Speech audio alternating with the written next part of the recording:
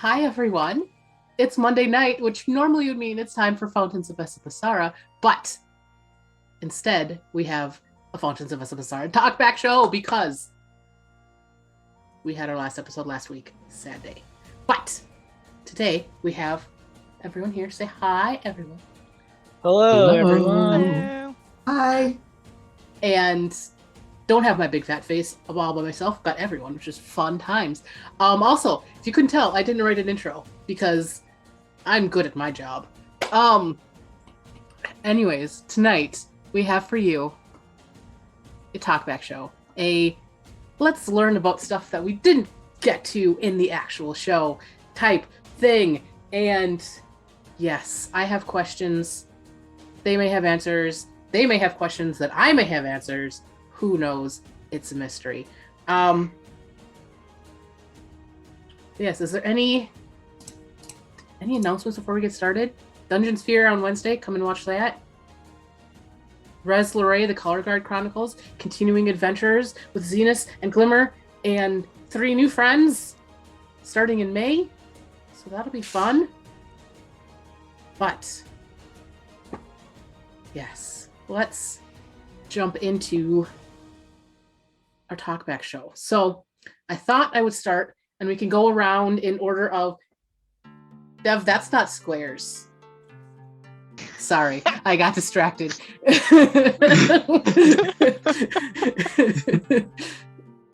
Okay. Anyways, sorry, I got distracted. Let's go around and remind everyone who you are, who you played, and let's start with an easy one, hopefully. Why did you choose this character, or what was your inspiration for your character? So we'll go around order of our normal raindrop things, starting with Patsy. Oh, I forgot what order we were in actually. So We're not in order. We're not in the Zoom order, in the order on the stream. We're going to go. All right, Patsy, you tell us why you picked Vanilly. Spot number 1. Oh wait, Yuri, you're right. Hey, I was it's looking like at I faces. say hi first every single week, and I remember. Crazy, I was right? going to say that order feels off. I'm not usually first. Hi guys, It's been me. a long week, guys. Everything is fine. Don't worry. We'll start with Yuri. Yes. It's Yuri. I played Vanilly this time around. Vanilly is a 12-year-old protector, Asimar, a warlock of the Celestial. Her mom is a unicorn. Her dad was an evil, draconic bloodline, dwarven sorcerer who didn't want to be evil anymore. So a unicorn was like, here, take care of this baby. Vanilly is a very old character. She's probably the 4th or 5th character I ever made. Very, just came from the desire to be a small child on an adventure. As Dev put it, doing that anime shit. Sure are. I really loved Vanilly, and she was in one campaign once that only lasted 2 sessions, and I just wanted her to, have her time in the spotlight to be important and be cute. And I love her because she's cute. She was very cute, even as she tantrumed through the forest. Sure did. She very much inspired by myself as a child who just wanted to go home. Every time your parents are like, road trip, let's go on an adventure. You'd be like, yeah, adventure. And then 6 hours later, you're like, I hate this adventure. You're like, I don't care about the world's greatest ball of yarn, actually. I just want to go home and sleep in my own bed. I'm missing Arthur. For I this. was exactly like that as a kid. I hated going places. I hated doing things. You couldn't keep me out of the house for more than 8 hours. I didn't want to be there for it. Which I didn't want to do with her, but I'm like, no, for the sake of realism, we gotta be a 12-year-old. To be fair, 8 hours is a long time. It's a long time. You are correct. Awesome. Next we have Guy. Hi, I'm Guy. I played Roswell. I mostly just wanted to play a Furbolg, and I also wanted to play a rogue, and I thought that it would go against type very well because the idea of an 8 foot tall individual who's the sneakiest person in the party was hilarious to me. We didn't go too much into his backstory, but he was basically just kicked out of his tribe because he had made a friend outside of the tribe and had done some not so great things to protect them. Indeed, we can talk about that more in a bit. So let's talk to Patsy. Yeah, this feels more right to me. I was like, there's usually a couple people before me. I'm not usually the first one. That sort of threw me for a loop. But I'm Patsy. I played Eror the Azamar monk, and I actually made him probably about last May, I want to say. And his entire backstory was inspired by the Tower Tarot card. And that was basically the direction I wanted to go in with his entire arc, was just how much stuff can I throw at one guy? And that's how I came up with Eror. Amazing. Let's see. I think we'll go around the bottom. So Wyatt. Yeah. I'm Wyatt. I played Zenus, who's a College of Eloquence Satyr Bard. He originally started out as a backup character that I made for Dungeon Sphere well over a year ago. I'd never played a bard before, so I really was interested in like making a character kind of incorporating I didn't want to play like the standard, just like constant music, even though he's a satyr, that's just going to happen, but really based it in like a lot of like political theorists that I read when I was an undergrad, and kind of like, what if a political science major just kind of get like punted into the Feywild and like what weird shenanigans would happen there. So that's how I ended up with this crazy little satyr man. I'm surprised you've never played a bard because it just feels like something that would slot in with you very well. I've like always been like the first and second character I played was, the first one was a cleric and the second one was a paladin. I just really liked the idea of like that, and all my friends wanted to play the bard, so I was like, I'll play something else. Very cool. And then last but not least, Heather. Hi, I'm Heather. I play Glimmer. She's a wild magic sorcerer and an earth genasi. The initial inspiration for Glimmer came because I was really into watching those like geode opening videos where they're like, what's on the inside? And I was like, yes, this satisfies my gachapon needs. And I was like, what if I did that to a person? That's amazing. Yeah, I had really shortly played a wild magic sorcerer in an older campaign that blew up in a very bad way, and I was like, I need to redeem the sorcerer class. It wasn't because I played a sorcerer that it went bad, it was just the whole thing. But Glimmer's nice. She's like the only like nice character that I ever play, so usually I play really snarky shitheads. That's awesome. So let's see. Next thing to kind of discuss. How did your character change from conception through the game? Anyone, let's just kind of jump in if you have a thought. Anyone? I mean, for Zenus, it's definitely, there was much more music kind of incorporated into him, like during actual play than I envisioned. A lot of his spells are still very thematically based around like words and like oration and speeches and stuff like that, which is the whole College of Eloquence thing.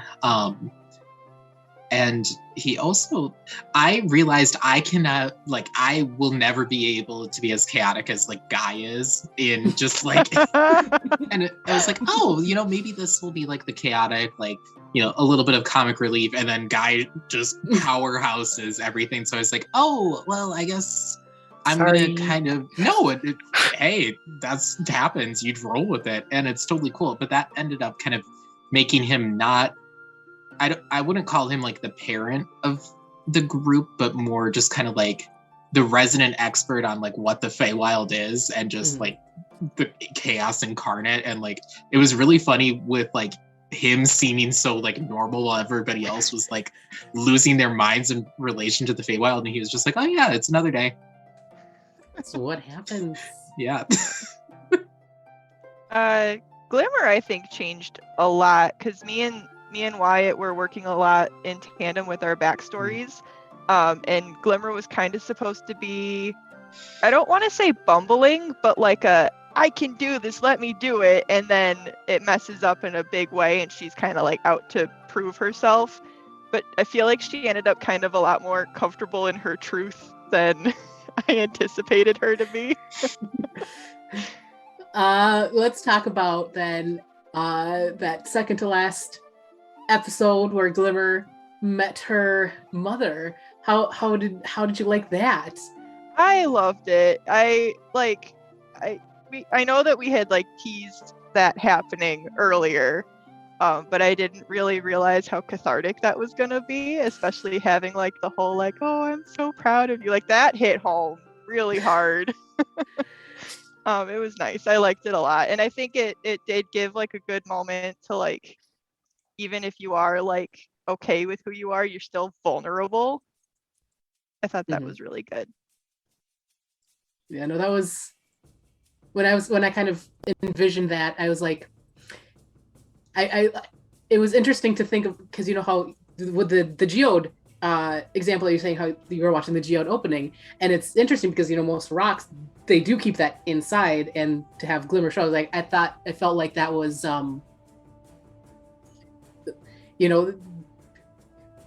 if rocks were sentient, perhaps they'd be impressed with someone showing that off as opposed to hiding it within. So, yeah. Anyways. Yeah, I was all up in my feelings. All up in your feelings at several points. Patsy, Guy, you guys have any thoughts on how your characters changed from how you initially envisioned them? My character changed a lot. Mostly because Declan had to drop out of the show. But weirdly enough, he kind of fell into my initial concept of him anyway, because I very much envisioned him as a rogue who was very like friend focused and like positive and not your typical rogue. And then he ended up being a paladin, so kind of fell into that. It's like one of my favorite things too. But he definitely had a lot more edge to him than I thought he was going to have. What? Dropping lemon juice in somebody's eye? It wasn't something you were expected to do. It was Feywild lemon juice. The moment you said it's about 1,000 times more potent than a regular lemon, I was like, I'm taking that. It's a weapon. Everything about food in the Feywild was just so bad. It's like an orange, but 1,000 times more intense. Don't eat that. It's also Don't put purple. that anywhere near you. Oh yeah, You'll die. You won't have a You tongue. put a paper cut on your hand, and when you like squeeze one. Oh my god, I don't want to. I don't. That You sounds get real the, so like- painful. No, Yeah. To be Crazy. fair, my initial intent was not necessarily that was like 1,000 times more intense, but it was just like the orangest orange that you had ever Terrible. tasted. The The worst. lemonest lemon, or So whatever. bad. You get the So- opposite of scurvy. Yeah. You get a new disease from it. You You get get like the swervy. paladin's like aura, like cleansing aura, just like, but only against scurvy. Just like Yeah. an aura vitality against scurvy. Oh, amazing. I didn't intend Vanilly to throw so many tantrums, but again, I was doing it for the sake of realism. I mean, I knew things were going to go bad because Vanilly's whole story revolves around something happening to her dad. And if you were a 12-year-old and your dad's the only parent you've ever really had and anything happened, like, of course that's going to go bad. I thought it was interesting because I thought it gave like the party some really good dynamics. Mhm. Like Zenus absolutely flying off the handle at a 12-year-old was very funny. I did not expect like Zenus and Vanilly's relationship to get as antagonistic as it did at certain points. I was like, in all, like, I don't know. It was really funny just talking to Yuri after the shows and being like, what did we just do? Wyatt and I are always opposed in every game we've ever played. We literally cannot help ourselves. We just like to fight, I guess. I don't know. Something about us. I remember the first time like Vanilly and Zenus got into like an argument. I was like, this is just role playing. I know they're not actually fighting. Yeah. I'm shaking. Yeah. So Wyatt and I are like, Commit to the bet. that is us. I'm just like, oh my god, oh my god, oh my god. We're gonna commit, and it's gonna be a literal 12-year-old and like an old man, just like squaring up. I guess that's the other part I forgot to leave out. Like Zenus turned into an old man, which I was not anticipating. So like having to play like role play and get in the mindset of like my like oldest grandparent is 90, so it's like, how do I become old? How do I play that? I call my grandma and be like, Grandma, say words at me. Well, it is my grandpa. If he was anything, he would have. Honestly, he would be a bard of like some variety of just like the weird, like Renaissance, like jack of all trades sort of thing that he does, and just like he goes on these long rants. So that was like, okay, I'll start doing that. So yeah, speaking of that, so and walk us through your reaction, or actually why specifically, but like everyone's when that happened. We kind of, prior to streaming started, I kind of mentioned something like something happening, physical changes. How were you guys, or what were you expecting, and how did that kind of play into how things went? Why don't we start with Patsy? I don't know what I was expecting, but it wasn't that. Because Eror got aged 40 years. But he's also an Azamar, so it didn't really make too much of a. It wasn't like him just suddenly morphing into an old man. So. Yeah, but so it wasn't as dramatic. As, yeah. Like, yeah. Zenus being on his literal deathbed. Yeah. Well, that was like. The first time around, because it happened twice, like I got aged twice during that fight. The first time around was really funny because it ended up being 69, and I was like, "Oh, this is perfect, nice." And I was like, "Okay, this is a funny like. I'm not too like. I mean." And I had told Melissa, it's like, yeah, you know, if aging does happen, because I know you had based it around kind of talking about like the Fountain of Youth and stuff like that. So I knew that was going to be a theme, and you mentioned that. So I was like, oh, some of us might get younger, some of us might get older, you know, yada, yada, yada. But the second time I got hit and then I went to 93 years old, I was like, I am no longer having a good time. Everybody was like, haha. Oh, yeah, I know. I was just like, I was so close to playing a bard who was 69 years old, and then that happened. I was like, okay, but that's like a new thing, and it was fun to explore that, and just like I was losing my mind during that fight. I was like, oh my god. So imagine if you had started at 69, like as a joke. I like 150 years old, just like I need a permanent Tensor's floating disc going through the Feywild, just like. So just for some context here, the Anacointi, which were the creatures that Kier Stuli created, but inadvertently, like, I don't know if you guys caught that, but he did not advertently, or he did not purposefully make them. I don't think advertently is actually a word, is it? Anyways. I'm gonna look it up. Anyways, so the Anacointi had 2 actions that they could do. Horrifying Visage. So each undead creature within 60 feet must succeed on a DC 14 Wisdom save or be frightened for a minute. If you fail by 5 or more, the target also gains 1d4 times 10 years. And y'all are not very wise in this group, so I was not expecting it to be multiple people, and then none of you had very good wisdom. And I was like, oh no, this could be bad. But then they also have atrophying touch, which the target has to make a DC 14 Wiz save or be aged. Well, I may have fudged this a little bit in the actual game, because if I had actually done the 1d8 times 10 years, Zenus would have been actually dead. So I may have fudged it a little bit, but it's in the actual abilities 1d8 times 10 years, but it cannot kill the target. So that's what's going on. Though the horrifying visage though could have been reversed with a greater resto spell within 24 hours. So yeah. anyways, yeah, I was. My biggest fear was that Vanilly was gonna get hit by the aging thing. Yeah. Now, the thing about when Melissa said, "Are you okay with like age? With like we're gonna go look for the fountain of youth?" I was like, "Oh, people are gonna get younger." I'm like, "No, I'm 12. I can't go any smaller than that. So don't age me at all." I didn't know we'd be aging up.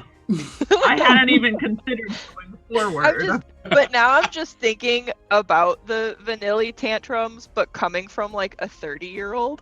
Yeah, it was definitely going to be a 13 going on 30 if that did happen. Vanilly wouldn't have changed like personality-wise. She still would have been like a little kid, but she would have been like a little kid in an adult body. Yeah. Which would have been weird, because I don't know if Vanilly's clothes would have changed with her, so she would have been like an adult lady in like a mini skirt. I was like, we need to go find pants now. Amazing. Okay, I've had a few questions. Do any of you guys have questions you would like to ask of other cast members or of me? Hey, Roswell, what the fuck? Yeah. That's the first question we all have. Is just I think we've all been waiting for it. I don't know what you're talking about. You're gonna have to elaborate. There's what the a lot of fuck, man? What the fuck with what? It's Mister, maybe... I killed a child and I'm just not going to say anything about it. I mean, like, would you, though? So I had wrote an entire, like, short story as a backstory for Roswell, and I just assumed that everybody could see it, and then I realized, like, most of the way through the campaign that nobody has seen it, except for Melissa, and I was like, oh, you know what, that makes sense. See, and here's the thing, I tried to put some stuff in, like the dream with the waterfall, that was like an illusion, and you know, Timothy almost falling off. You're supposed that I had a plan, and you're like, I'm sitting on this guy and not moving, and I'm like, okay, this is cool. I mean, I was already sitting on the guy. It's not like I refused to catch Timothy. He was just too far away. Oh no, it worked out. It worked out in the end, because I think we had with the CPS stuff that you ended up doing. I feel like, yeah. That's my question. Did yes. Timothy's dad, was he always supposed to be a villain? Oh no, he didn't even exist like during that first game where we encountered Timothy's mom, right? I thought that was just like our bit, and then you took it and ran with it. I did 100%. Yeah, no. Here's the thing: it's the Fey Wild, and Vesipisara is generally a safe place, or was a safe place. Kids running off and doing stuff in the woods, not an issue. If we can't find an issue, we will make one. Yeah, go. But yeah, in Roswell's backstory, he had encountered a witch who had moved into the Furbolg territory, but she was using illusion magic to like hide herself from the Furbolgs because they're kind of territorial. And Roswell had encountered her at like a pretty young age, and instead of like reporting her back to his elders, he started teaching her like what plants that she could eat, and then she taught him how to speak common, and then he taught her like how to turn invisible and use Furbolg magic, and she taught him how to pick locks and stuff like that. And there was She fell ill, I believe. She I got think, really wasn't sick. she just? I thought she was just getting old, if I recall correctly. Yeah, she was getting old, Mhm. and I'm not sure if she got sick or if she fell and got injured or something like that. But Roswell had like discovered her on the ground, like breathing shallowly one day, and so he had ran back to like the center of town where this fountain exists, very similar to the fountain of Vesipisara, that the furbolgs all like imbibe from, and that's kind of what keeps them as the protectors of that forest kind of eternally. It's what lets them live for 800 years. And so he had taken the source of that magic because there was like a plant growing in the water that makes the water affected that way. And so he stole the plant and he brought it back to her to try to save her life. And he succeeded, but when that happened, a child from the village had seen him because he was rushing and he wasn't being careful. He was sloppy. And so out of like a panic, he chased the kid to just try to like catch him and be like, no, don't tell anybody, don't tell anybody, this is okay. I'm gonna bring the thing back. But he was like super fast, and he ended up running up this waterfall. At the top of the waterfall is where all the furbolgs lived, and that's when Roswell had caught up to him, and he grabbed him, and he was trying to explain himself, but the town like sentry had seen him, and they had they saw him like abducting a child, and so they shot him with an arrow, and Roswell fell into the water and brought the kid with him, and they both fell over the waterfall, and the child drowned in Roswell's arms. And so because of that, he was kicked out of Furbolg society, and like to this day, he refused to tell anybody about the witch that lived in the forest. He was like, as long as she's okay, I don't mind that I'm getting kicked out. And so when Timothy was like being abused, which he was, Roswell was just like, that's not okay. Yeah, I mean, it totally made sense for like what I knew from Roswell's backstory and the situation. Like, I mean, it totally 100% makes sense for everything that happened. You just never told anyone. Nobody ever asked. Directly parallels what Timothy was doing with Vanilly's father.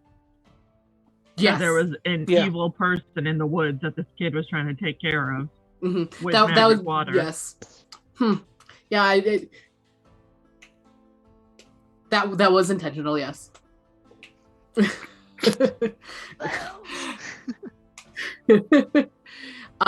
Yeah, and that was my yeah. I was trying to. I tried to pull in your guys' backstory. I may not have always. Succeeded, it's difficult to do in a mini series, to be fair. Yeah, it may not have always succeeded, but I think we had a lot of fun backstories, like shipmates. Patsy. I like writing backstories for characters. I always go ham, and I develop them too much, and then I get attached, and it's a never-ending cycle for me, I think. I just keep doing it. Yeah, so why don't you tell us a little bit about Eror's shipmates? So I don't know where to start. Hold on. I have like an entire story written up for him. I don't really have it written down, but it's in my head, and that's what matters. But Eror's shipmates are basically like his found family, because he didn't really have a very good family life growing up. His parents are really, really, really hard on him, and he ended up running away from home at a young age because of that. And he found himself with this crew of pirates, which I mostly just went for because I saw the sailor backstory in the D&D book, and I was like, that's cool, I want to be a pirate, and that's how that happened. And he's really close to them. They're his found family, like I said, and I just had a lot of fun designing them and sort of thinking about their personalities almost. And then, so when Melissa took it and sort of ran with it, I was like, yes. Good. I'm glad you liked it because like I said, I tried to incorporate something of each of your backstories, and I know Glimmer's was a little easier because hers was the Mage Tower stuff right away and all that, but let's talk about Eror, if I can say that. Yeah. How did you like that, Wyatt? I wasn't anticipating. I kind of left it open-ended intentionally. Just I wasn't, in my head it was kind of like, oh, just gone. People go missing in the Feywild all the time. Mm-hmm. It could be for any variety of reasons.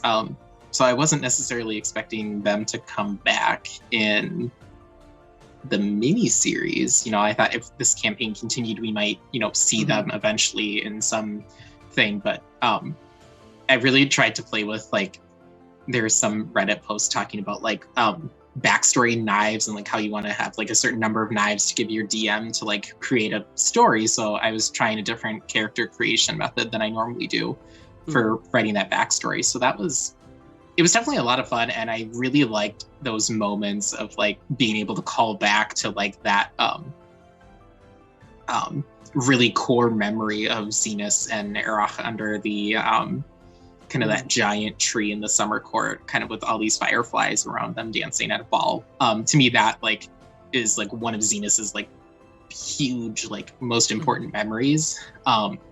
And so, like, being able to kind of, like, recreate it was really fun as a player, being able to be like, yeah, this is coming back. Oh, it's coming back again. Like, and just having those callbacks and, like, integrating it into kind of a broader story of, like, these two beings that kind of, had a really intense connection as the Fae do, and then were separated and then kind of coming back together and apart, and kind of all the weird manifestations of that was a lot of fun. I had a good time with it. That was fun playing.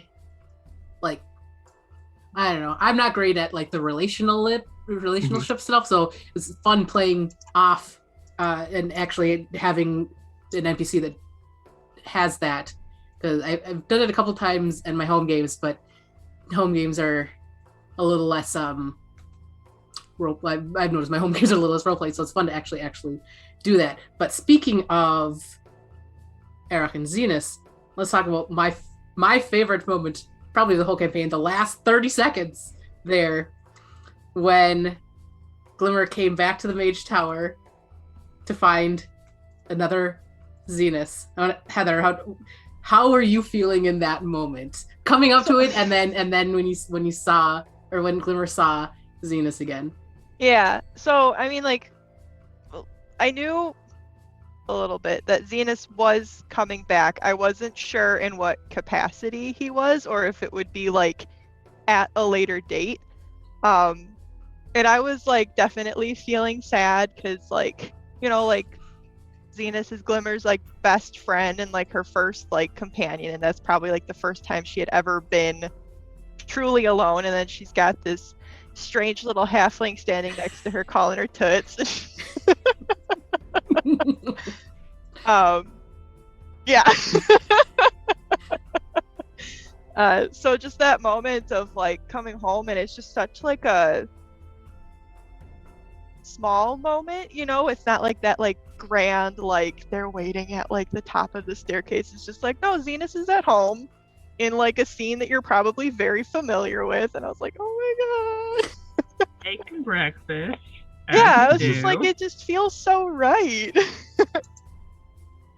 Yeah, it was interesting when we had decided as a group that, the four of you plus Dev were able to come back.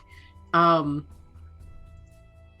was like, Wyatt and I kind of chatted that it didn't make this story sense for Zenus as he was to go back to the material plane.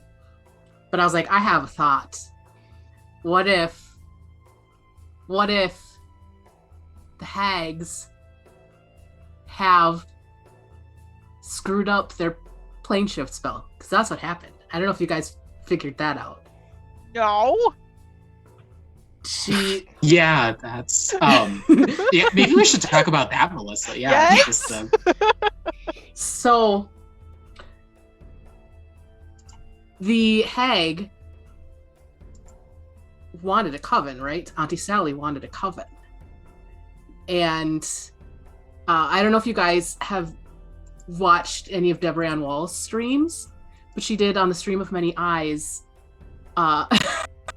She did on the Stream of Many Eyes the story where people had to go. There's a girl, 12 years old, gone missing, and they went to go rescue her, but it turns out they were rescuing her from the good people, and the hag coven wanted her because she was turning 13 and able to be turned into a hag, so they rescued her to be turned into a hag.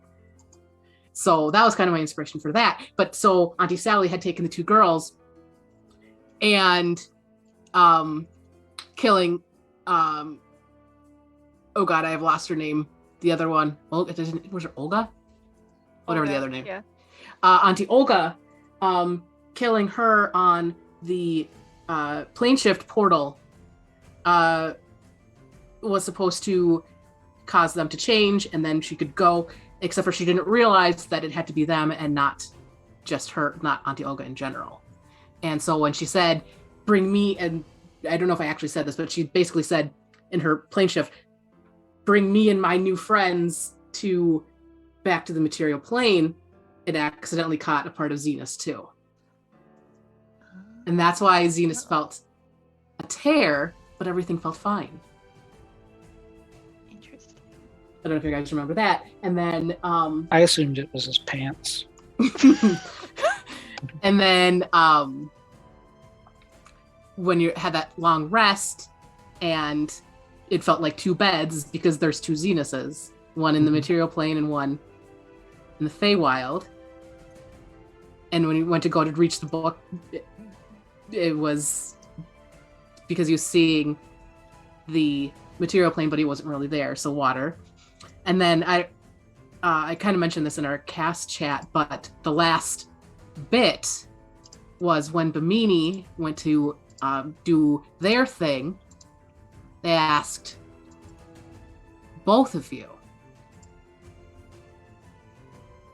to Zenus. Like, Eror was there, and Eror also needed it, but it was a tricksy, like, both Feywild and material plane Zenus to be reverted back to normal age. I was being tricksy. Oh, Trixie in the Feywild? It's more Crazy. likely than you think. So was the second Zenus also old for a time? Yeah, but the thing is, So that means he was Time- 180 years old. time moves 186. differently in Feywild versus material plane. So basically, I don't know how to differentiate them. Material plane Zenus basically woke up and was in bed, and then him waking up, like, there was no time had passed beyond the morning, so there was not, like, it wasn't like he was there in the material plane for a long time and then it was appeared, woke up in the morning, and then Glimmer was there. So it was short. So is he like a real Zenus or? Mhm. Huh. Okay. Is he a real boy? Yeah. Yep. Yeah. Or I mean, is as this far like as- a replica situation, like from Kingdom Hearts? I have He's never actually our played Kingdom Hearts. I'm a replica. bad nerd. I'm sorry. Boo! Yeah. I did not play Kingdom Hearts. we haven't really We haven't fully figured that defined it yet. quite.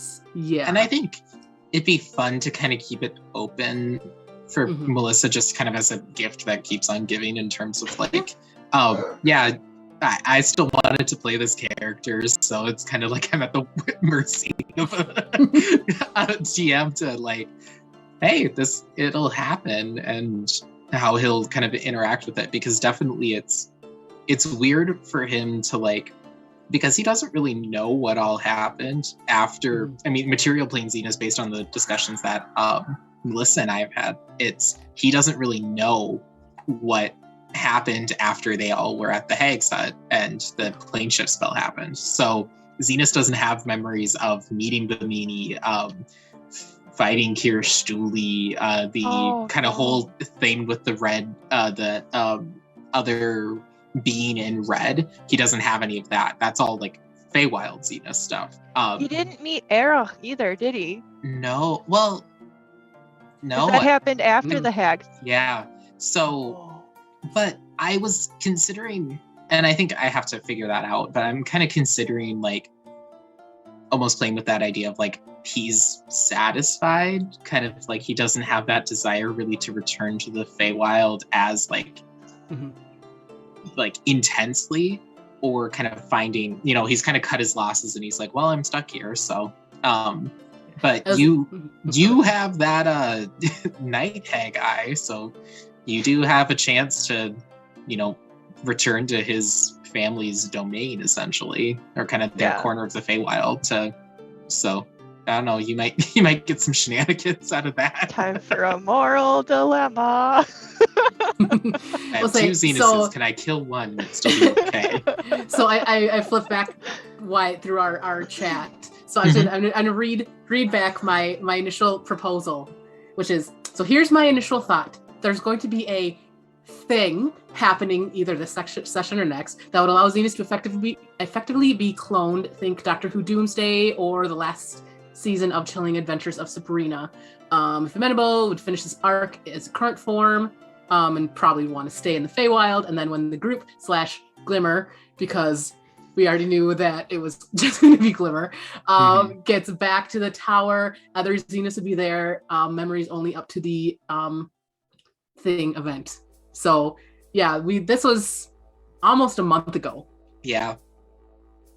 That we'd started planning this out. How good of a person is Glimmer? Is she gonna tell him that he met Eror? You had a very happy life and it was good and it was great. It's not gonna happen to you, but it did happen to you. Yeah, it happened to a version of you. Because like, here's the thing: like Glimmer and Zenus, they're not like romantically involved, but like no. Not but with like, that attitude, they're not. Well, I've never like envisioned, like I just see them as like they've bonded over both being just pulled into the material plane out of like just fully formed, just but like hello. I do think that there is like a sense of possessiveness that Glimmer feels where she's like, no, this is my guy. Oh, when Glimmer first like had that shattering happen, Xena's definitely like he was plotting to like run away to the Feywild and take Glimmer with him, like even if she didn't want to go, just like he was like, we are leaving, Doran's bad, the Rune Tower mages are bad because they let this happen to you. So it's definitely like kind of that like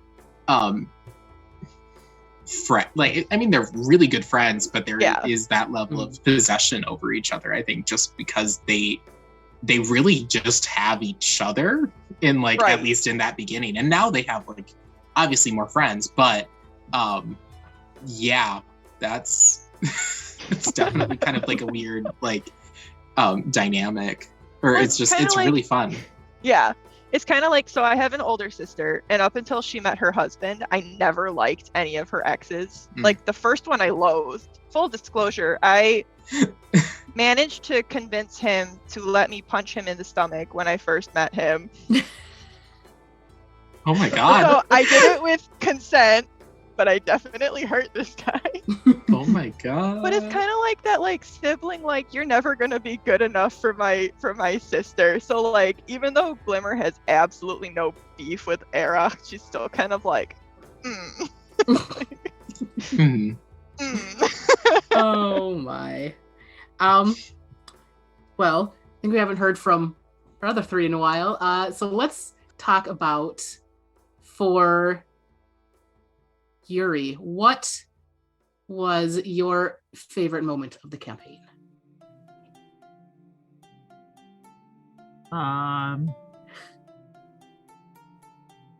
Sorry to put you on the spot. Can I pass? I don't remember anything that happened. I don't remember anything that happened. How about anything that happened? What happened? Where were we? You saved Vanilly lost and then met her dad. Oh, Vanilly getting to rage and getting to pop her wings out. I love the idea of dragon angel wings. I was trying to find something because, of course, everyone, when they pick feats, is like, let's all take the best feat. Stay touched. It's the best feat.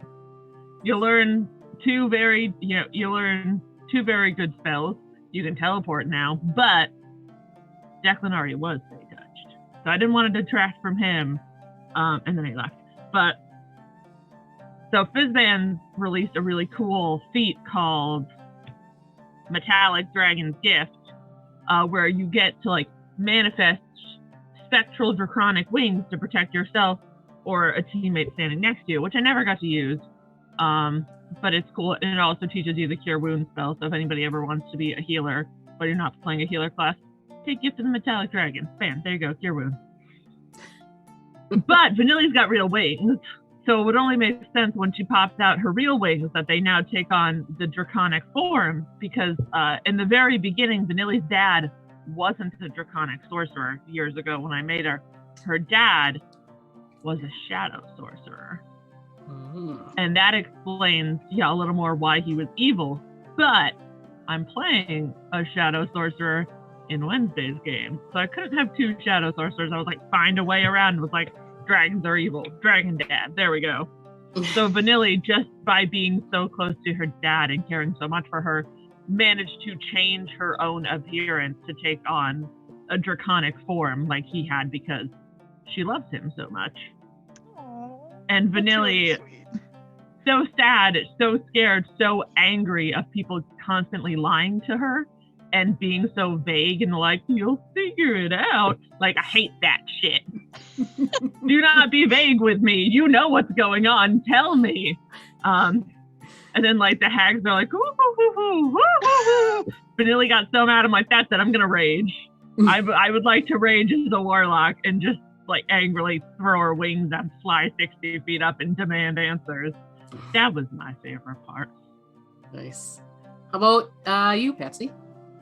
I gotta say, my favorite part was the running gag of how much we hated Carl. It was really funny and entertaining to hear. He was a villain. He was the bad guy. I don't think I have ever made an NPC that players have hated that much. Like in my entire DMing career, like I've made some pretty bad like villains and things. Like them hags in my home game. That was not the first time them hags have been around, and they were some pretty nasty pieces of work.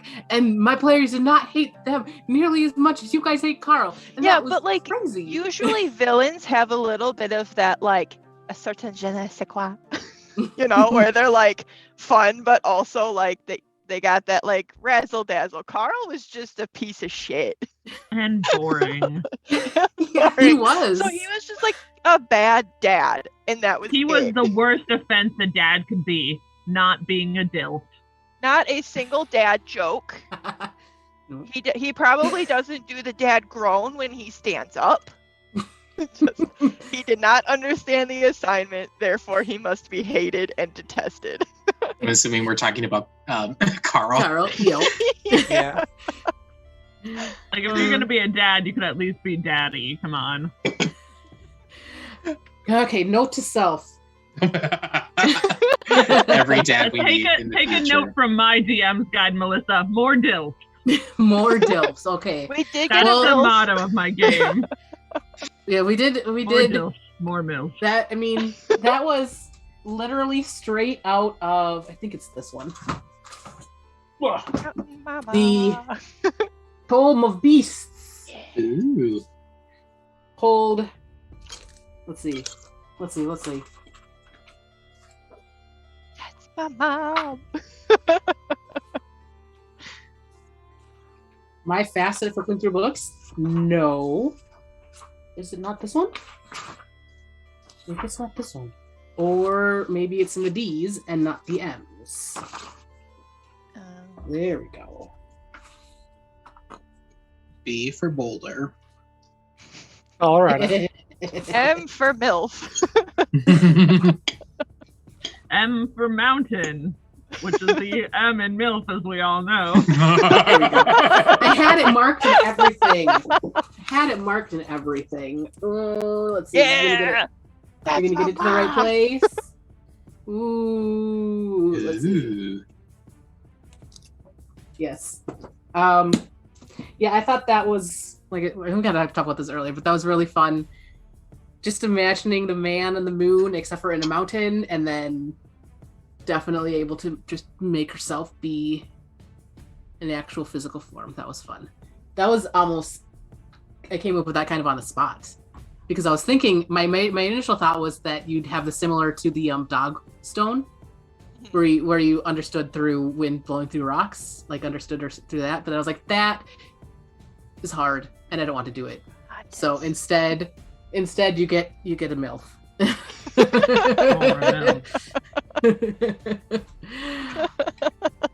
Have a MILF instead.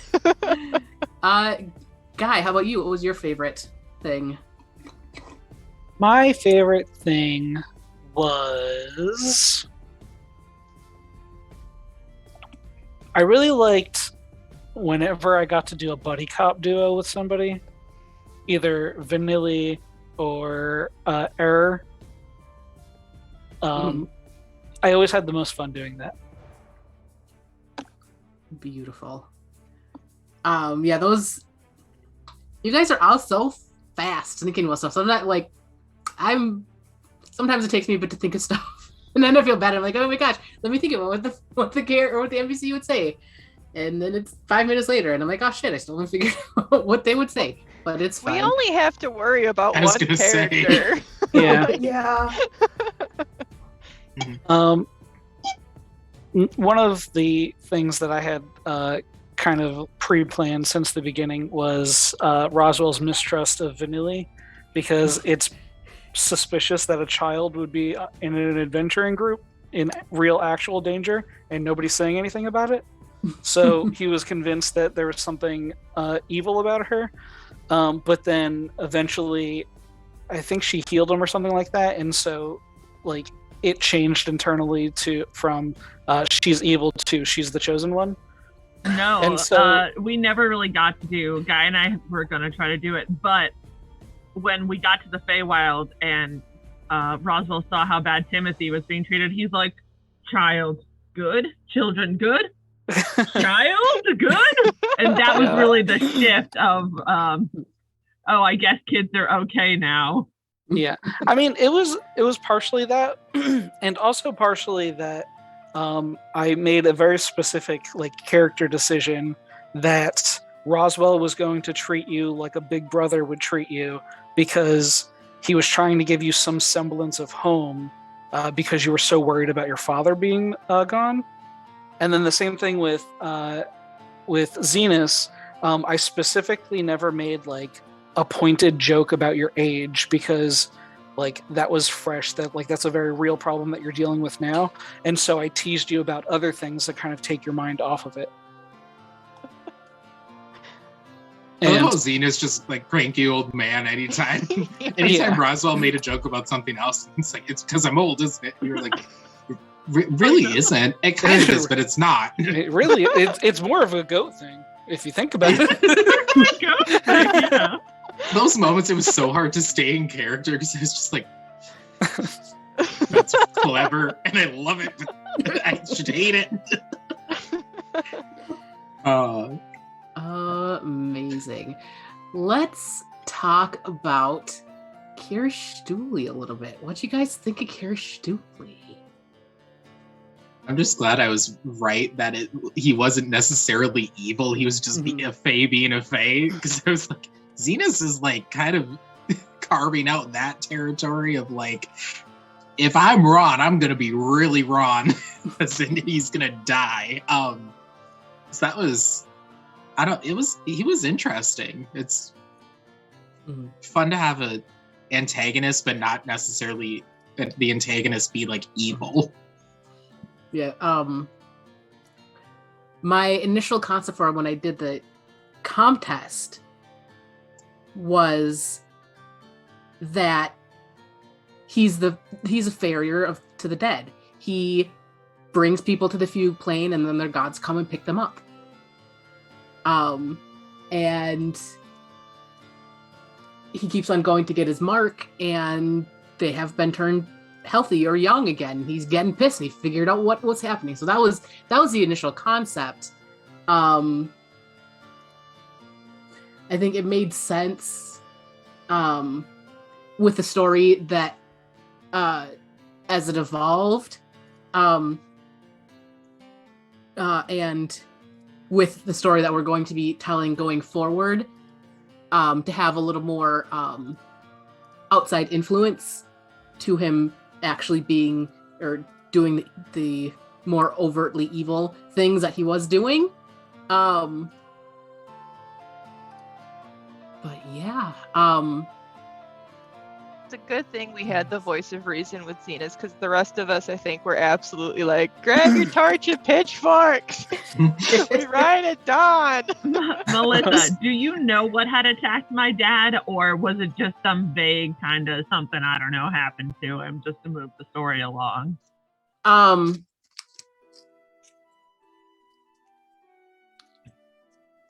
The answer is yes. I've been debating in my head if it was an Acointi or if it was something else. So I don't have a fully exact thing. And if we ever need to come back to that, I guess we'll find out, because he definitely went to a place that something happened. And if Vanilly could have gotten any information about that, she would have spent the rest of her life hunting down whatever it is who had dared attack their dad. Yeah, but I think it's, at some point when we transition to the other campaign, it may come up again, and it could have been an Acointi, but we'll see. Like, it kind of depends where the story goes. So yeah, I mean, I know that's not a fun answer. Like, oh, it's a Schrodinger's bad guy. I hadn't expected when Vanilly's like, you have to remember something, and you're like, he doesn't. No memories. I was like, you don't have it planned. That's okay. Schrodinger's ligament. Schrodinger's something bit your dad. I don't know, what more do you want from me? Yeah, like, I was honestly debating he just got injured, like he fell or something. And I was like, but that doesn't seem fun. And he's a powerful sorcerer. That wouldn't have been an issue. There had to have been something. And I just couldn't. My brain, when I need to come up with stuff on the spot like that, does not work fast enough. I needed more plan than that. So, and we had some other things to play. I had some other things to plan. So it happened. It's a thing that happened. Yeah, that's an acceptable answer. Yes, but like I said, we may come back to it. Just like we may come back to Furbolg stuff. Guy, why don't you tell us a little bit about what you're thinking is happening up in the Furbolg camp? I assume everybody's dead. See, I'm a mean DM, but I'm not that mean.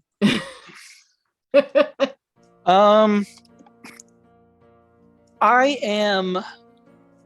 So when I had given you that prompt in my head, I was thinking of something like some sort of corruption had seeped into the spring that the Furbolgs drink out of, and it was causing some sort of madness that was causing them to be hyper aggressive, and also not really with it mentally, kind of going feral.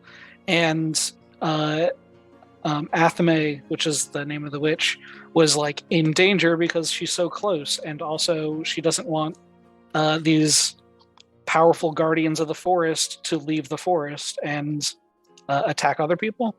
Yeah, I'm gonna say I will say what is very interesting is stuff is happening in the world, like Reslore in general, that literally slots in freaking perfect. So yeah, stuff is happening.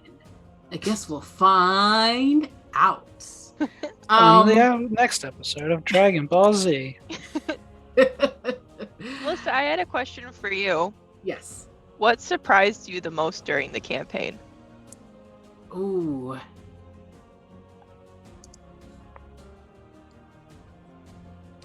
I think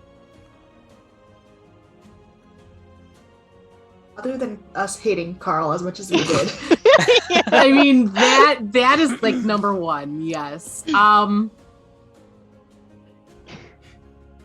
guess what surprised me the most is like how like emotionally connected you all were with the characters and what was happening in the world. Like, well, I've mentioned this off stream. I'm an accountant. I do numbers. I've never written a story in my life. And the fact that we told this cohesive story and you guys all did so well and the story wrapped up so nicely. Like the fact that everything landed well, was the biggest surprise to me. I thought it was a great story. Because you're a good DM, Melissa. Yeah. There's a reason you got 4th. Like, holy hell. It's a surprise to me every day because, and I think I've mentioned this before too, I've only been playing D&D for 4 years. I've only been DMing for 3. So, I don't know, makes me crabby at myself in the past that was like, assuming, well, personal like stuff is, like, I was convinced that no one wanted to hear what I had to say, like, for the longest time. Because, well, like, I don't know, 8th grade, my locker mate next to me, he goes, "Why do you talk like a boy?" Oh. And I'm like, why well, don't you? And well, that's that I was part great of at that. comebacks as a kid. That like kind of, I'm like, well, I'm a girl. I talk like me, therefore I talk like a girl. So I don't know what you're talking about. And that kind Checkmate. so that kind of was, kind of formative, but when people are like that, like why are you like the way you are? It kind of gets into your people don't want to hear what you have to say kind of attitude. So that kind of permeated throughout the entirety through probably till I was about 30, to be honest. And kind of coming out of that now, obviously now, God, I'm gonna be 39. I'm getting old. I don't like it. But yeah, it's interesting to have this validation that the creative stuff that I wanted to do, but never thought anybody cared, is people care. So it's fun.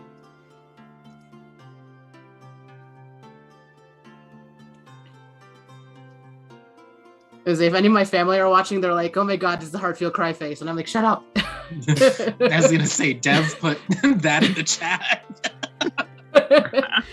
Oh, it reminded me. So we're at my dad's house watching It's a Wonderful Life, and my dad's wife took a picture of me and my 2 sisters on the couch and posted it on Facebook. And one of our cousins just posted, "I spy the Heartfield cry face," because we all had the same like expression on our face because we're watching It's a Wonderful Life, and it's the end part, like, oh my God, it's so sad. But yeah. Anyways, so beyond that, anyone else have questions that they have for me or castmates? I mean, I always have questions if people can't think of any. Feel free. Okay, I know my answer to this because it's plaguing me night and day. Hold on, did this work? Yes. Okay. What do you guys like? What is your guys' like regret like on your character, or do you even have any? Because I know I have one, but like, do you wish you could have done something differently, or did something like not go the way you hoped or expected it to? For everybody, Melissa also. Yes, I wanted Lord Lemon Drops to do more stuff. I really wanted to use, because she's a familiar warlock. She's a Pact of the Change. I really wish, like, I had done more, and I could remember that he could have like done stuff, or he could have done fucking anything. That's my big regret. I should have used my familiar more.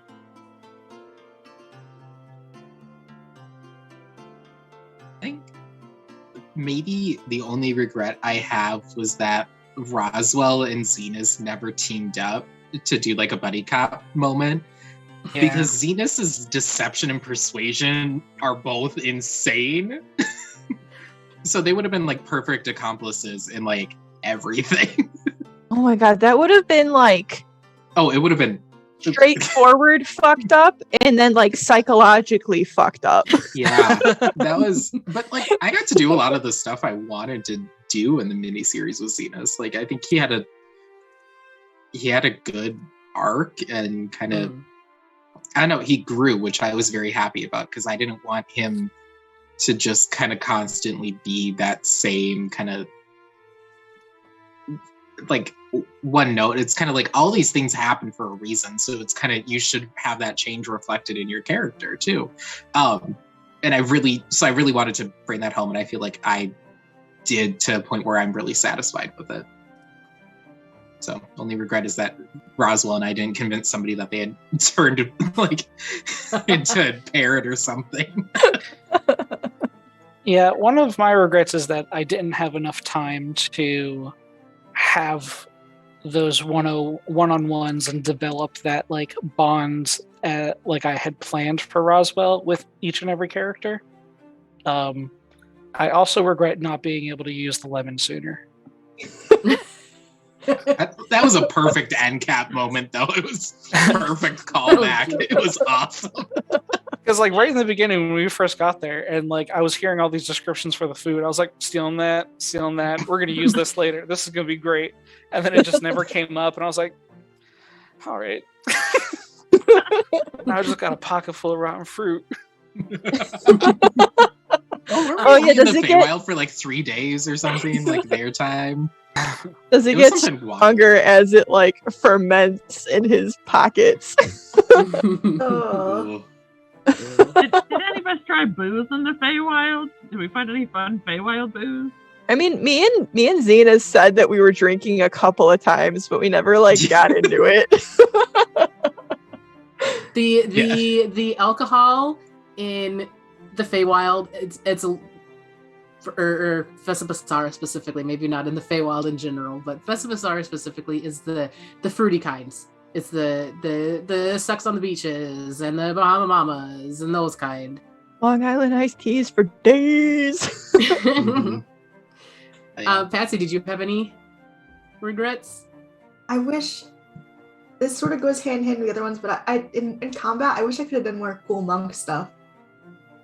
Because I also wish I had a ranged weapon. Actually, that's my biggest one. I wish I had a ranged weapon.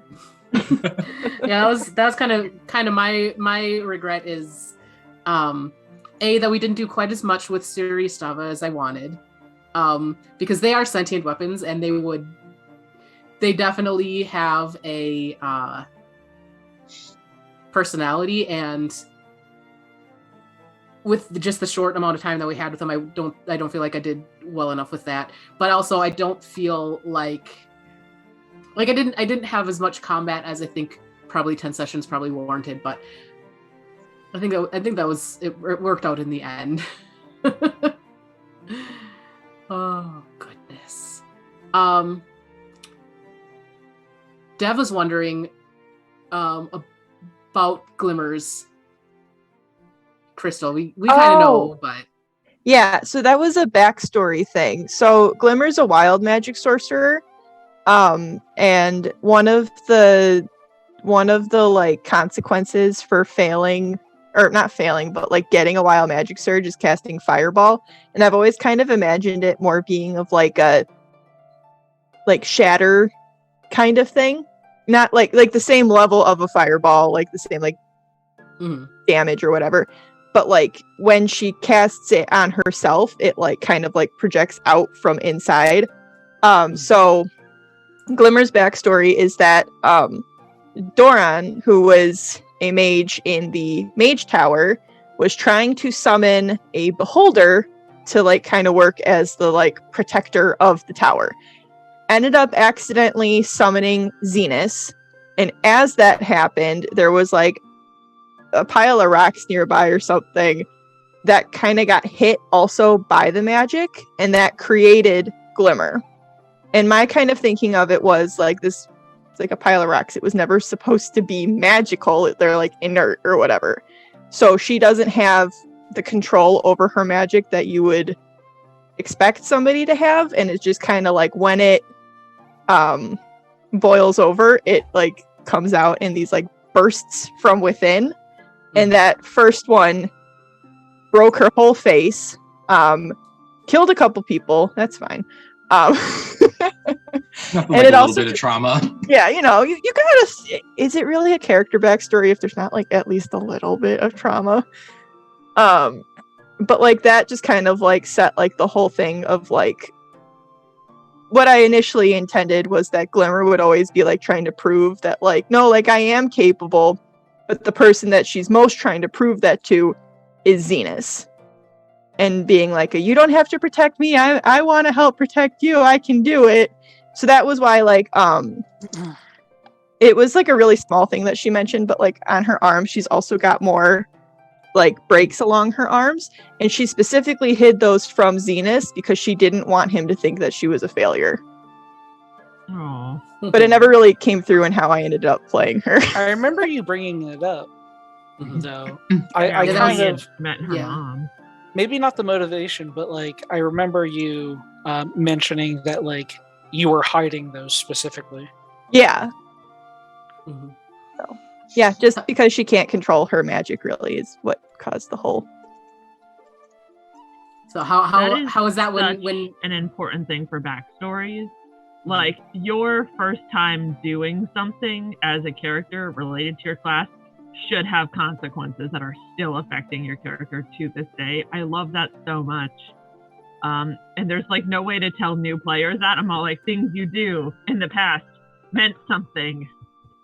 That's such a great example of so it. let's talk about that a little bit, because one thing I had you guys do before we started, and we saw Zenus's, but we didn't really see anyone else's. I had you give me all 3 memories. Does anyone want to share a memory or 2 that would have shown up if Kirstuli had if Kirstuli's flower had been for you?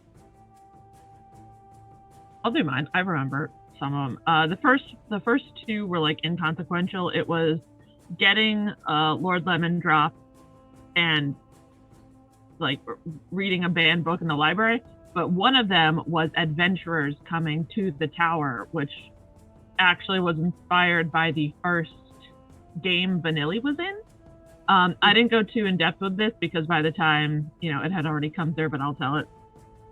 Adventurers had come to the tower looking for some sort of forbidden knowledge, and one of the books there had ended up corrupting her dad and bringing back that old evil influence in him. Because I told my old DM, Vanilly's dad used to be evil. So he heard that and he goes, okay, your dad's currently evil. I was like, no. So we were running around his library fighting like shadows that were coming out of books. And then we found the one he was looking for, and Vanilly had ran up to her dad so excited that he found the book he was looking for, and he turned around and he hit her with the book, sending her sprawling across the floor. And I had to scream at the people at the table, please don't kill my dad. Oh my God. Because specifically, a few weeks earlier, in a different game that I played with the same people, they had murdered my love interest. Ooh. And I was still pretty salty about that. I was like, listen, if any of you assholes hurt my dad, I will get up and I will walk away from this table. How do you think Vanilly reacted then when she gave her dad the slod stone, and he's like, I don't know if this is a good idea. Yeah, it would have harkened back from the time that her dad got infected by an evil thing, because Vanilly she's got no evil in her heart, truly, even after everything that she did, so she couldn't feel that there was anything wrong with the slods. Except for Timothy. Yeah. No, even that was blind justice in her heart. So every villain even thinks they're the hero of their own story. Exactly. So there was no bad in her heart. She feels like everything she had done was justified. When Melissa had asked, what's your alignment, Vanilly had shifted from true good to true neutral. To lawful neutral, because she felt everything that she had done had been completely justified. It wasn't good or bad, but everything she was doing had a reason. And it was okay. That's a scary path to walk down, though. Yeah. So. Anyone else want to share a memory that they would have had on Kirsten's flower? Let me actually pull up my character sheet so I can read it. Yeah. Verbatim. I mean, we kind of went into obviously, like, Glimmer and Vanilly knew each other going into it. And Vanilly taught Glimmer Celestial. But I just wrote one that I thought was really cute. And it was like, when Glimmer first was brought out into the tower, they were kind of like, we don't really know what to do with you, so you just stay in here and chill the fuck out. You can live in the library. But Zenus was kind of like the first person who saw her as like a person and not just something to be like researched. And he took her out to a tavern, and she just was able to have fun for the first time and like just like enjoy the town. And she maybe got to, I don't know, maybe she got to see him like perform or something. She got to see that every morning. Just Yeah.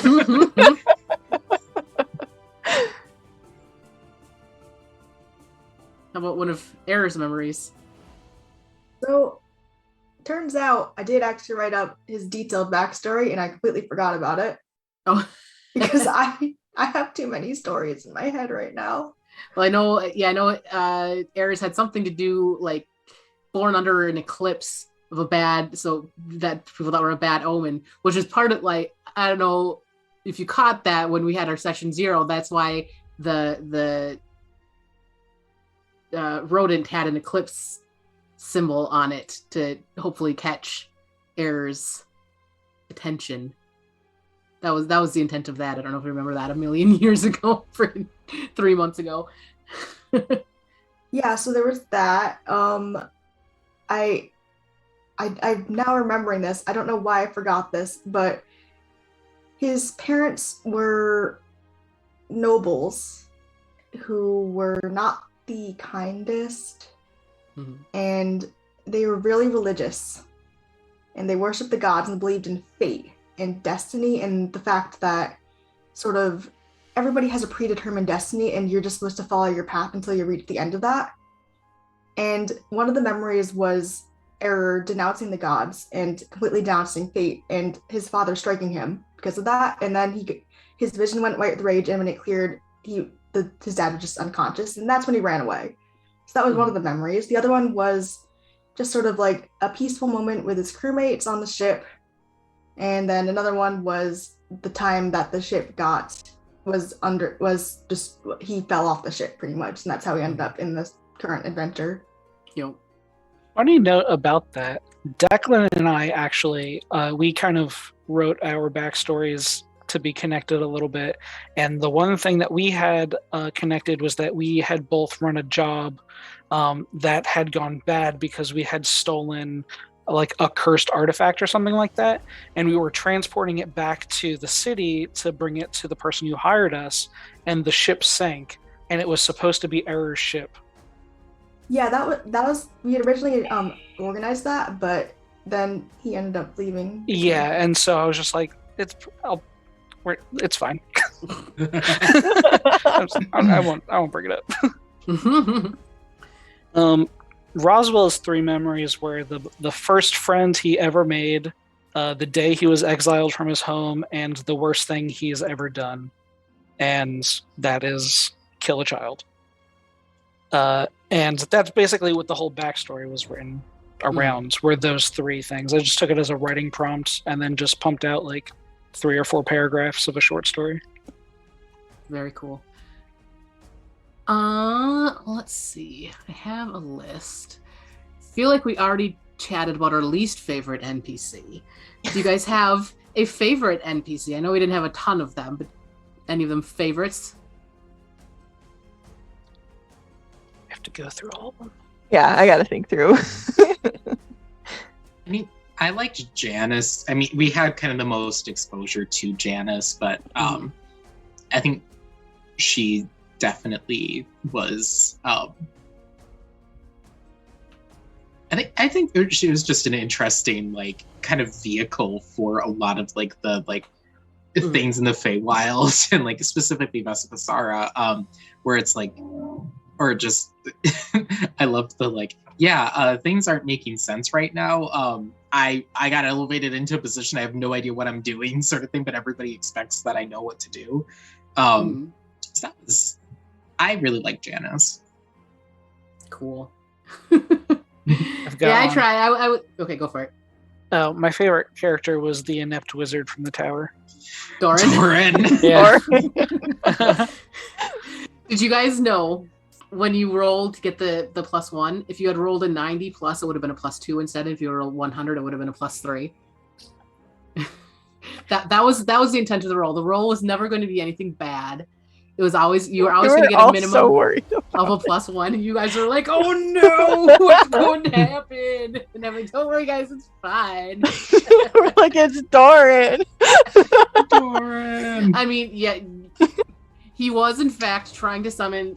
I don't know if it was actually Beholder, or if it was there's like a Beholder subspecies that's like Spectators. Spectator. Mm-hmm. Yeah, the spectators that. That's what wizards do. They summon them to guard treasures and stuff, and that's what he. So that like that was literally him trying to summon a beholder. Like when you said that was your backstory and how you Glimmer and Zenus came. I was like, well, shit, that's literally a thing that already happened in this world. Like again, with the things just slot in perfectly, and I don't know how it happens every time. Like, coincidence? I think not. Because also, Glimmer and his last name being the same thing were also a coincidence, but I'm like, I'll make that my reality. Yeah. And was like, yeah.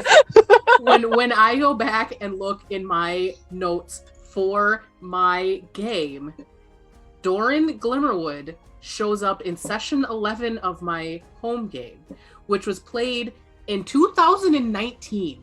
Jeez. No joke. Wow. Have I ever told you my headcanon about beholders? No. No. No, but we'd like to hear So, it. Oh so boy. in the Vola's Guide to Everything, there's like a whole chapter in there devoted to beholders, and it details like how powerful their minds are. Literally their greatest strength.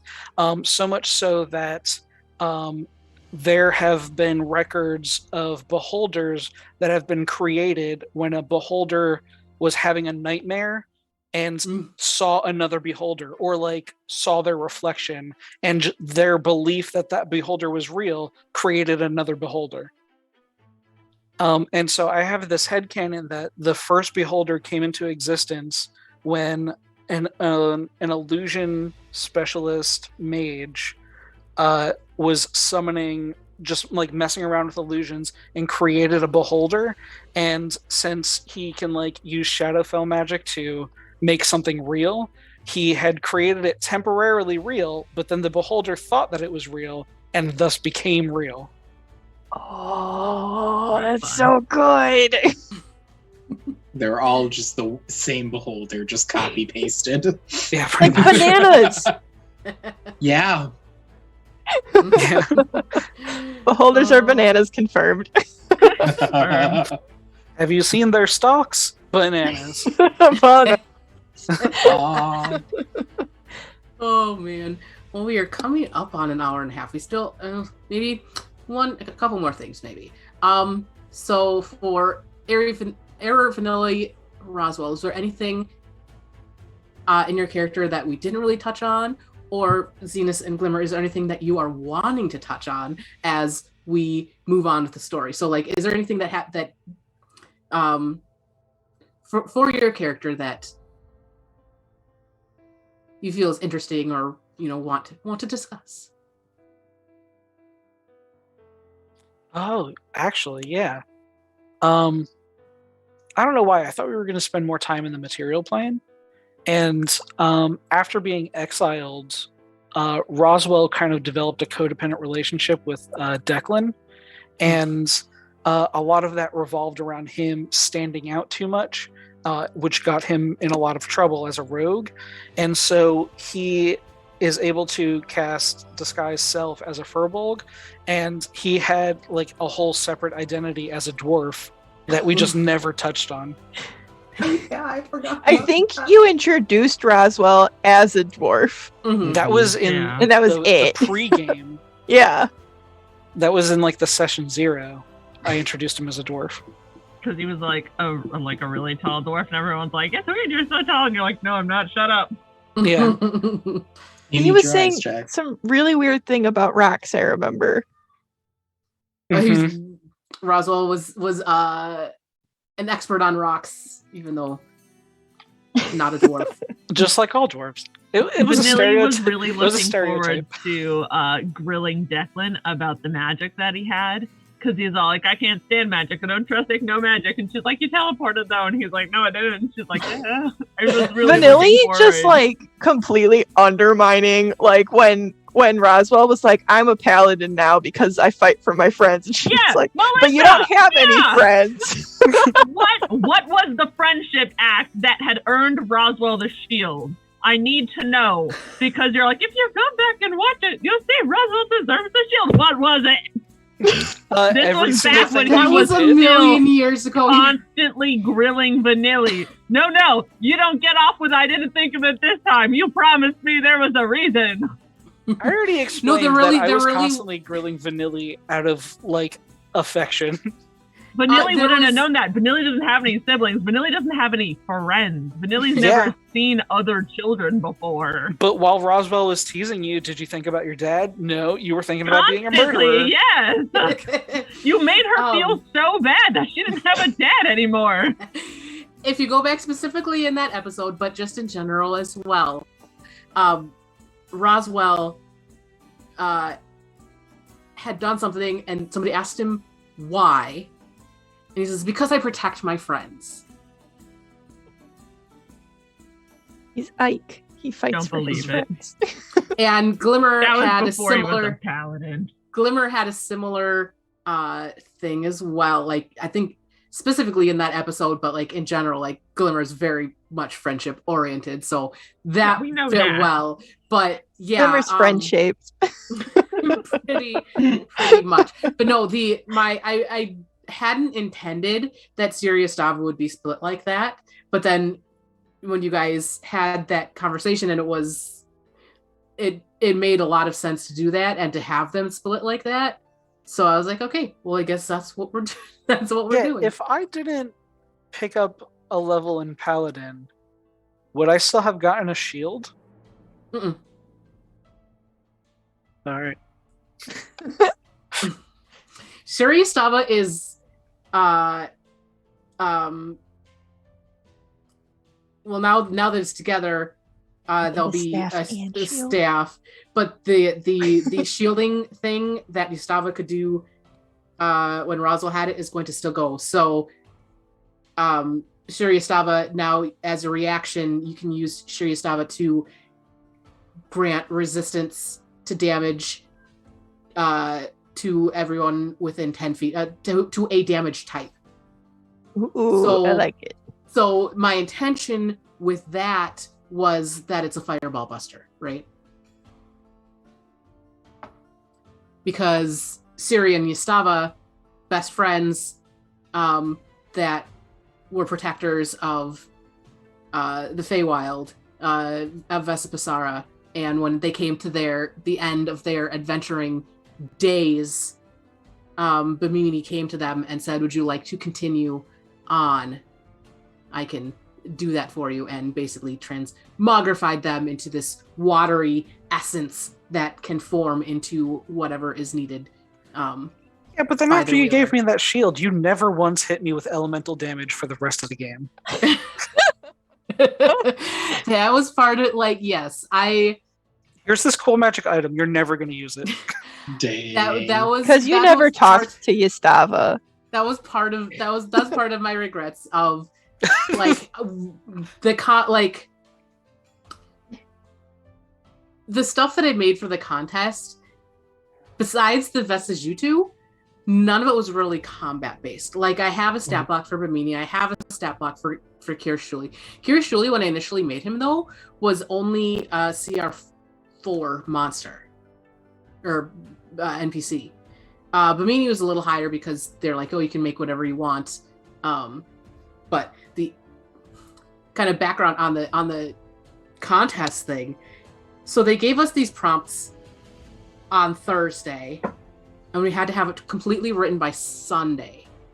And they're like, okay, do a domain of delight, do a villain, do a key NPC, make a magical item, make a hazard, and then make a monster. Now, when they gave us the initial documents, because we had to sign NDAs and a whole bunch of stuff. That was the weirdest thing, having to have all this documentation. But they're like, you will be able to, if you go all the way to the final 3 in the competition, you will be able to use everything you created. So me and most of the rest of the contestants thought that meant that everything should be interrelated. Apparently, that's not what they meant. They're like, oh, just make a domain, make a villain, make an NPC. They don't have to be related to what you did before. Just make them. But we all just made stuff that was interrelated, which is apparently not the intention. But that's. I mean, I feel like it makes more sense to make them all interrelated. Yeah. Yes. And had I made it to the top final 3, it would have been terrible because you know what they did? They're like, okay, top 3 person A, you're going to use person B's stuff, and B's going to use C, and C's going to use A's stuff. So you didn't get to use your own stuff for the hour adventure that you ran for the judges. And I was like, oh my god, that would have been terrible because you only get a week to prepare of materials that you've never seen before. That's why I hate running modules. Mm-hmm. Because it's so much easier to come up with things and know what's going on in my own world. Whereas if I'm running something out of Waterdeep and one of the players is like, I'm gonna go to this well-established store and talk to this NPC, and I'm like, I don't know who that is or where that is. Sorry, this Waterdeep's completely different. That's the best part for me about playing my own stuff is because with the modules, they're like, oh, here's this NPC and here's their trait that they have. Now play them. And I'm like, but I didn't make them up in my head. I don't know them. I can't play them. It's a problem. So that's why I've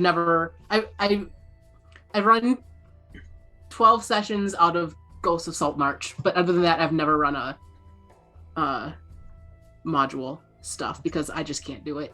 So, well, I mean, if you say something in your homebrew campaign, you can change stuff to make it fit.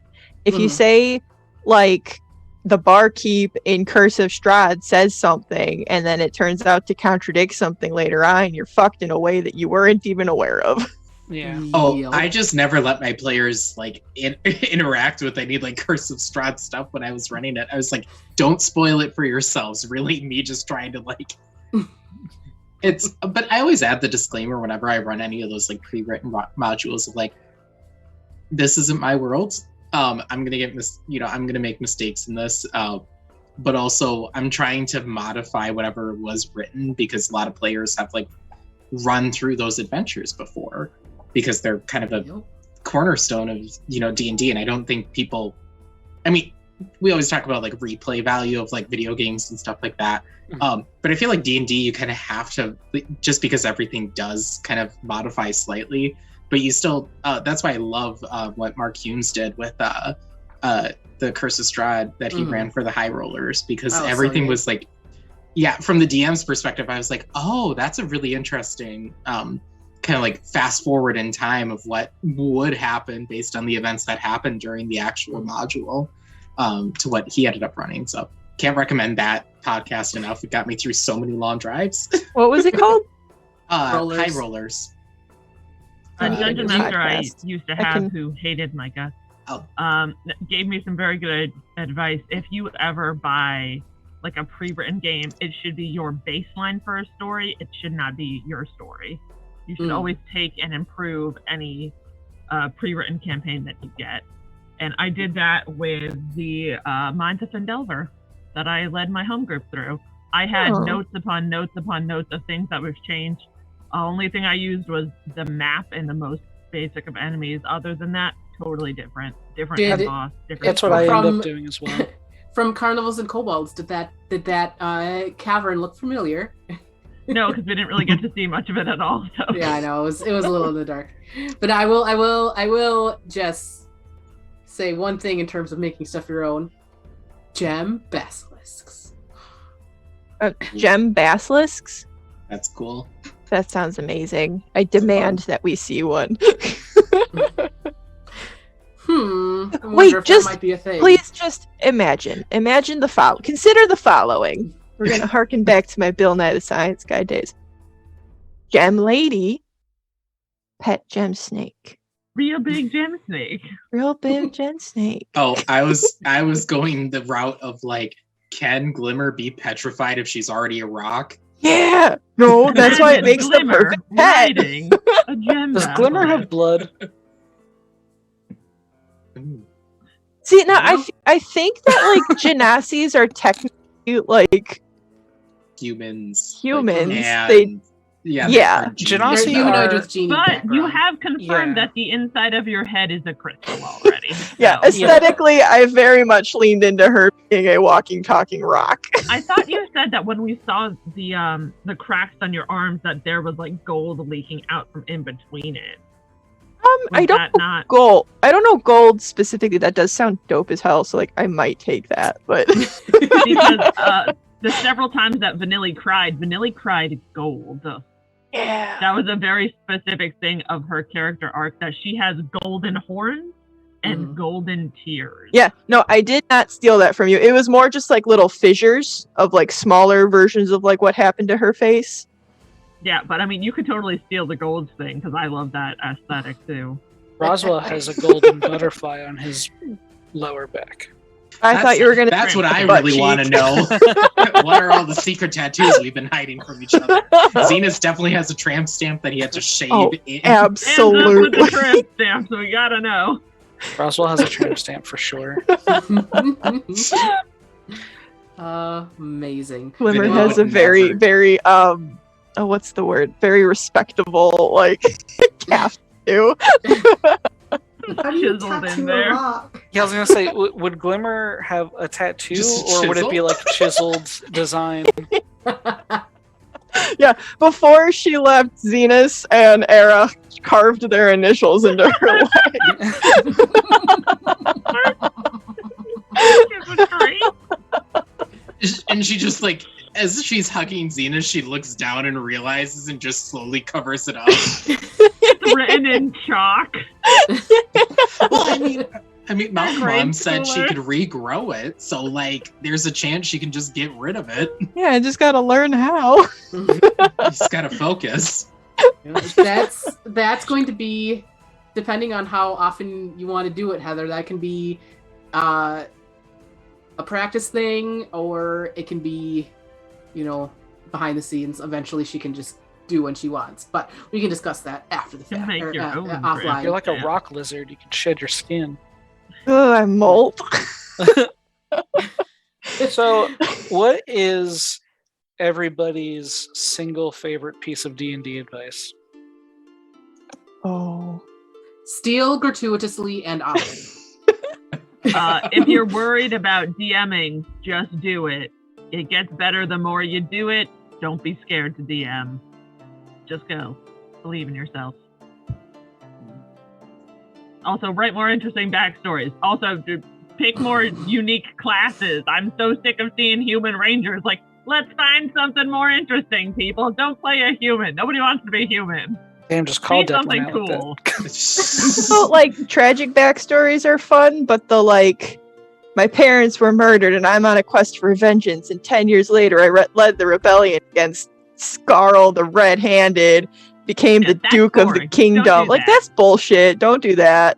Well, If you're starting at level 1, don't make Yeah. yourself an accomplished war hero. Like, Yeah. you're level 1, man. Calm down. Yeah. So I've got 2 pieces of advice. One's like a DM piece of advice, and one's a player piece of advice. And the player one is your backstory should not be the most interesting thing that your character has ever done, because that should happen in the campaign. That's why we're telling the story of the campaign, because that is that person's greatest highs and lows. Everything before that should be like noteworthy, but not really something to bring up. And then for the DM, this was actually advice that I heard from the Dungeons and Daddies podcast. Was that the best thing that you can do as a DM is it's not your job to come up with solutions. It's your job to come up with problems, and your players should come up with a solution, and you should just roll with whatever they give you. I mean, it's a testament of like role playing over planning, but I started doing that like a couple of years ago, or not a couple of years ago, but like 2 years ago when I heard the piece of advice, and it has completely changed the way that I've DM'd. I'll tell you guys, I had no idea how you're going to get Bimini out of the tree. No idea. That's a huge problem I actually have. I make solutions for my players, and I wait for them to think of the solution. Yeah, I give them like, "Oh, you did it." I had feel the really same bad problem about that. because I would be like, "All right, here's here's a riddle and a puzzle for this dungeon." And I would like have an idea of how it is solved, but then the players are just struggling for a half hour, not getting the clues because they're not in the dungeon themselves. They can't see the clues that are right in front of their face, and B, not everybody's as smart as their character is, which is super valid. Or like, I know I make like really big leaps and bounds in my thought process, so I'm like, this is a logical train of thought. It isn't. It very much not. So, things that I think make sense truly just do not. Maybe my biggest piece of advice in terms of like maybe more of like the role playing side of things, because it's like, or I always find like a weird not like a weird thing, but I find like when I'm physically in the character, I have better role play. And I mean that like comes from acting. Like some people are very much like they think through things, other people are like you have to be physically involved with it. But for Zenus, whenever he was like really getting into like those moments, and I could add a little like fun hand motion or something like that, that to me always kind of grounds the character a little bit more and helps me come up with like words and reacting. And I mean, I did a lot of improv in college, so like D&D is like the weird combination of all the things I really like doing. But I think finding ways that, I mean, you talk about yes and improv. That doesn't mean you have to like support everything or just say yes to everything that happens in order to actually create an interesting scene. There's always like teasing out conflicts. There's always like, you can say no while still giving gifts to the other player that's in the scene or the DM. And I think that's kind of how I approach role playing as like gift giving in improv. It's like you add a little piece of interesting advice and it's just bouncing ideas back and forth. The more you think about it as a conversation rather than like I have to come up with everything that this player is doing or like this character is doing or how they're reacting, the easier it gets. And yeah, totally what Yuri said, just start. Try. You're not going to be good at it the first time, and you don't have to be. You shouldn't be. You learn by failing, and failing is good. And there is no failing in D&D. The game's not going to be broken. There's God knows how many people play D&D every single day and year. Like, the game is fine. You have to make it your own and do, and learn the way you need to learn. Yeah. Also, accents. Coming from somebody who does probably the world's worst accent on the planet, they're fun, and they also help you stay in character, I feel like. Roswell was originally going to have a Canadian accent, but with everybody else's accents, I just couldn't maintain it because it kept slipping into Southern. Well, Yeah, Southern's a pretty easy accent to get into, and then you stuck there forever.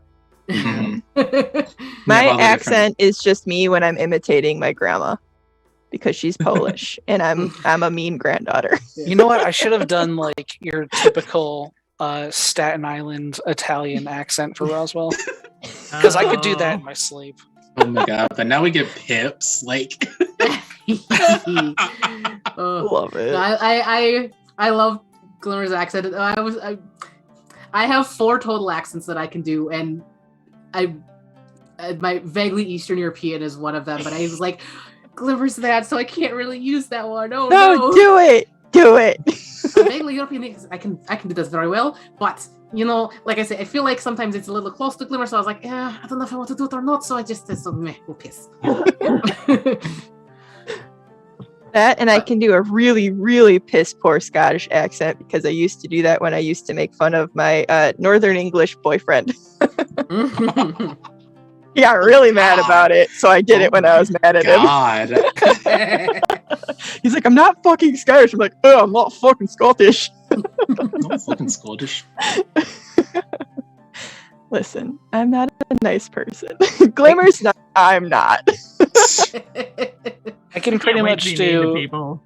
the goblins from World of Warcraft. Patsy, I did don't you think have any I can advice? do any accents. I'm thinking about this now because I put all my skill points into art when I was growing up. Nothing. I just put them all into art. Did you have, besides accents, did you have any D&D advice?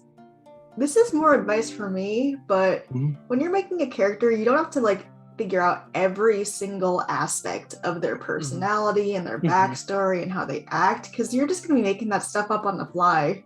Yeah, like, that's part that goes hand in hand with the gift giving too. Like I always like when I make a character like Brayna, her brother Andrew, I just said he died mysteriously.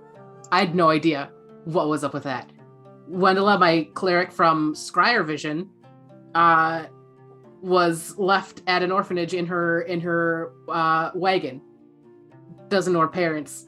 Give the gift to the DM. Give your DMs gifts, guys. Yeah, I always try to keep my backstory vague, specifically so that the DM can just take and do whatever they want with it. But like whenever I'm doing a backstory, I like to just create an event that shaped my character in some way, and that's like as far in depth as I'll go. My problem is that I have a background in comics. I majored in sequential art in college, so I'm used to trying to like come up with a comic pitch rather than a character that I'm going to role play. So I'm like, okay, I need to figure out this and this and this and this and do all this world building and all this nitpicking, and that's not how you play D&D. It can be. It is. I but love it. Yeah. Compared to my other characters the game I run a game with Patsy. Patsy has given me so much more to build my world off of than I was a prince. I fell in love with a human. My mom's mean. Is that it? That's all you got? Is there more to that? No? Yeah. Okay, I'll take it from there, I suppose. But Patsy gives me so much. It's like, this is my temple, this is my family, this is the world, this is what we're here to like build. These are all my friends I used to know. I'm like, yes, content I can use. Gifts take many forms, and you can always, I think there's always joy in discovering and giving yourself room, just like DMing. It's like you give yourself room to kind of fill things in and discover in the moment, and that kind of helps you ground your character just in terms of like, oh, I can find something in the moment, and this is a way for my character to kind of go through that arc. Yeah, for me, when I'm writing backstories, I like to do vignettes. So I do like a little this thing happened, and then sometime later this thing happened, and I did both for Wendella and for Brayna. But that's part of the reason why I asked you guys for the memories, because I was like, the vignettes tend to be very helpful in terms of, fleshing out characters. So I was like, just memories, it'll be. When you it'll first be said helpful. vignette, I thought you said marionette. And I make was a real- puppet. I am the puppet. I make a puppet for every character I play. This is my puppet room. This is my puppet. Horrors. Why is it outlined in tarp? No reason. So Don't worry about it. Ooh. Could make Kiri be my puppet. Kiri. She could say, let's see which one is it. Is it this one? Is it this one? It's this one. Don't eat humans, okay? Copyright strike. That's just like something like one of your marionettes in your puppet room would say. Oh no. Anyways, we've been going for almost 2 hours now. I feel like it's probably getting close to time to wrap up. So to do that, we have 3 characters that went off into the sunset. So is there any last things you would like to leave us with your character? We'll start with Patsy. I like just a vision of what they're doing, or Yeah. We kind of had that. We kind of had that at the end of the season session too. But like, yeah, just parting thoughts from Eror. Hold on. I might plan it for this. I wasn't prepared to get put on the spot. Put you on the spot. It's fine. Should we see if Guy has any parting thoughts from Roswell? Yes.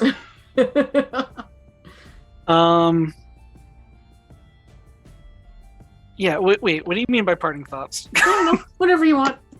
Be gay. What's the do last crime. thing we should? What's the last thing we should remember about Roswell? That he is watching. Just subscribe. You better watch out. You Timothy's better watch out. Watch out. Before we left the Feywilds, Roswell went to Timothy's house and kind of like made a vague image of his face on the window. That way she sees it while she's. Oh my god. I'm always Did watching. the thing where you breathe on a window and you press your whole face against it, and you're like, yeah, that'll Yeah. hold. Yeah, now the next time the window fogs up, she's going to see my face and she's going to be like, oh my god, he is watching. Amazing. How about any parting thoughts for Vanilly? Vanilly grew up to be a super cool, super badass, super hot warlock, and her mom is a unicorn. Perfect. And back to Eror. I guess just the moral of the story is hold tight to what you love, because you never know when you're gonna lose it. At least Eror had a moral. No one else came out with one. And we will be back with Zenus and Glimmer and 3 new friends, one of whom we met already. The other 2 will definitely be integral to the action, I'm sure. You will meet Caster and Sulia? Yes. Sulia and Pippin. Pipperin. No, he's Rin. Pippin now, bitch. I was gonna say Yuri Rin. just always picks one name to mispronounce. It's in Dungeon Sphere, it's Brenna instead of Braina. No, Quintilius. His Oh. name used to be Quentin Yeah. Julius, and Mhm. I called him Quintilius, and we ran with it. We never gave that man his name back. I think We changed Kanari it. did his last one, but But yes, Caster and Sulia and Pipperin will join Zenus and Glimmer in May at some point. I don't know. We still have to nail down the times. It will be May at some point. I swear I'm working on my backstory. I've just been so busy and depressed. It's totally fine. She's Like tall, I said, we got they're tall and buff and amazing, and I love them. mhm. and there is some interesting stuff with the rabbit folk that I am so glad we're still playing Caster, or you're still playing Caster, because My backstory's like- got rabbit folk. My backstory's like, got half orc. we My had- backstory's got moving between planes of because existence. I don't know if you guys remember, but rabbit folk are relatively new to the world. But yes, we meet all of them, plus continuing adventures, Zenus and Glimmer on Resluray, the Color Guard Chronicles, coming in May, right here on Dungeon Pop. Thank you. We also want to say goodbye to Guy for now. Oh, Yeah, yes. for now. Guy will not be joining us for the next arc, and we're very sad, and we hope that he has a great time wherever he does, and maybe he'll come back one day. And we'll see I'll bring Yes, it. don't be a stranger, and let me know when you can, if/when you want to come back, and we can definitely do a Furbolg arc, and it'll be great. I Because- absolutely will. Because there's definitely stuff happening that I can do. And yes,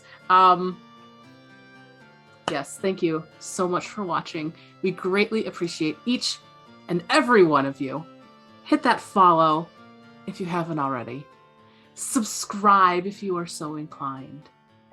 We hope you have a great rest of your evening. And we hope to see you back here very, very soon. Bye.